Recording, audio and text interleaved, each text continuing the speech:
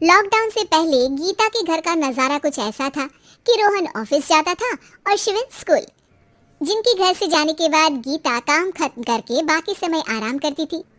लेकिन लॉकडाउन के बाद ऑफिस और स्कूल घर में ही खुल गए और इससे गीता का हाल वो तो आपको देखने में ही मजा आएगा। शिविन, ओ शिविन, महाराज उठने के लिए क्या 21 तोपों की सलामी लेंगे? अरे बिस्तर से बाहर निकल, ऑनलाइन क्लास स्टार्ट होने वाली है। अरे तुम भी हद करती हो, स्पीकर की तरह चिल्लाने की क्या जरूरत है? दिख नहीं रहा मेरी कॉन्फ्रेंस चल रही है। अब कैमरा और स्पीकर ऑन कर रहा हूँ, मुझे कोई शोर नहीं चाहिए। इस पर जैसे ही रोहन लैपटॉप का कैमरा और स्पीकर ऑन करता है तभी कुकर की सीटी बजती है। करा लो अब इसे चुप। लॉकडाउन नहीं हुआ, मेरी मौत का फरमान जारी हो गया। दोनों बाप बेटे ने नाक में दम किया हुआ है। ऐसा बोलकर गीता वहां से शिविन के कमरे में पहुंच जाती है, जहां शिविन अभी भी सो रहा होता है। ओ आलसी, अब अगर 5 मिनट में नहीं उठाना तो आज तेरा गेम और यूट्यूब कैंसिल।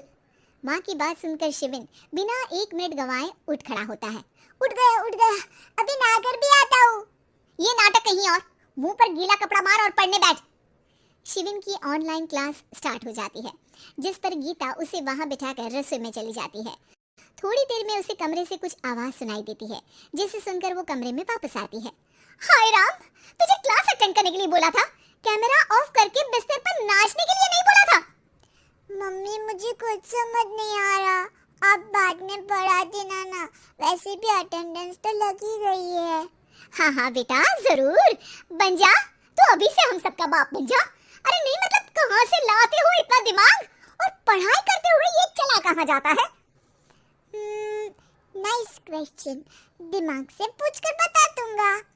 शिविन की बातों से परेशान होकर गीता उसे मारने के लिए जैसे ही आगे बढ़ती है तभी वो कमरे से बाहर भाग जाता है। अब शिविन आगे आगे और गीता हाथ में चप्पल पकड़े उसके पीछे पीछे पूरे घर में दोनों घूम रहे होते हैं। इसी बीच वो रोहन के पास पहुंच जाता है और शिविन को मारने वाली चप्पल रोहन के लैपटॉप पर जाकर गिरती है। ओए माँ! मम्मी, अब पापा को चप्पल मार रही हो? वो आज तक के रिपोर्टर, चुपचाप जाकर क्लास अटेंड कर ले, नहीं तो अगली तेरे पीछे लगेगी। इस पर शिविन वहां से चला जाता है, जिसके बाद रोहन गीता से कहता है, इस सर्कस के लिए कुछ बोलना चाहोगी? अरे क्या करूं, जब से तुम दोनों घर में रहने लगे हो, घर अपने आप ही सर्कस बन गया है और मैं तुम्हारी नौकर। कभी बेटी को संभालो तो कभी बाप के नखरे उठाओ। इन्हीं सब उथल पुथल में दिन बीतते रहते हैं, जिसमें हर रोज घर के अंदर कुछ नया सियप्पा खड़ा मिलता है, जो ज्यादातर शिविन और रोहन की ऑनलाइन स्कूल और ऑफिस से रिलेटेड ही होता है। एक सुबह, शिविन चल उठ, आज की क्लास जल्दी है। कैमरा ऑफ करके आप अटेंड कर लो। अरे ऐसे छितर पड़ेंगे दादी नानी सब एक साथ याद आ जाएंगी।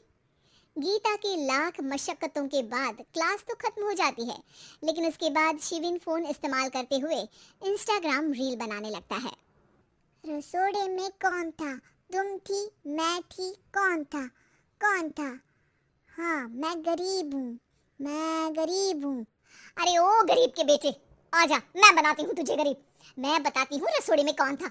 पढ़ाई करने बोलो तो इनकी माँ मर जाती है और ये पागलपंतियाँ जितनी मर्जी करा लो। गीता शिविन को डांट रही होती है, तभी रोहन बीच में बोल पड़ता है, अरे बच्चा ही तो है, इतना गुस्सा क्यों कर रही हो? बेटे का साथ देने की इसी एक कोशिश में अब शिविन के साथ साथ रोहन भी गीता के गुस्से की सूली पर चढ़ जाता है। अगर बेटे पर इतना ही प्यार आ रहा है तो इसे क्लास अटेंड क्यों नहीं कराते, इसका होमवर्क क्यों नहीं कराते? उस समय तो बहुत जल्दी मीटिंग आ जाती है, वो काम मैं करूं और यहाँ इस बेफिजूली की चीज में तरफदारी करके बन जाओ महान। हे भगवान, कोई तो इनके ऑफिस और स्कूल खुलवाओ, मैं इन्हें और घर में नहीं सह सकती। अरे कुछ और मांग लेती, क्योंकि तुम्हारी ये विश इस साल तो पूरी होने से रही, कोरोना। हाय नास बेटे ने जिंदगी ही बर्बाद कर दी। खाए कोई पचाए कोई, कल मुझे चुन चुन कर सबको मेरी बद्दुआ लगेगी। उन्होंने दुनिया का और इन बाप बेटे दोनों ने मेरा जीना मुश्किल कर दिया। गीता वहां से चली जाती है, जिसके बाद रोहन शिविन से कहता है, अरे तुम्हारी मम्मी इतनी भड़की हुई क्यों है? आपकी वजह से पूरा समय घर में रहते हो और उस पर कोई काम कराने की जगह बस ऑर्डर देते रहते हो। अच्छा बेटे, सारा इल्जाम मुझ पर, पूरा दिन तो वो तुम पर ही चिल्लाती है। हाँ मतलब दोनों का 50-50 है, कुछ करना पड़ेगा। वो कहते ना, make the best out of worst. I have an idea, वैसे तुम्हारी माँ सही कहती है, बहुत जुबान चलाने लगे हो, कम बोला करो।